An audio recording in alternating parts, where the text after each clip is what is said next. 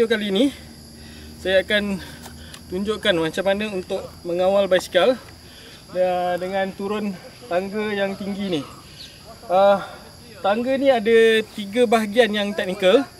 Yang pertama sekali, dekat atas, bahagian atas sekali dia berlumut dan licin. Di bahagian tengah ada dahan yang melintang di laluan tangga. Dan yang ketiga ada gap, lebih kurang dalam 1 kaki macam tu, 1 kaki setengah. Jadi saya perlu hop sikit untuk melepasi gap tu. Dan di bahagian bawah ni dia memang agak curam, jadi memang turun dengan laju. Jom tengok bagaimana saya turun tangga ini.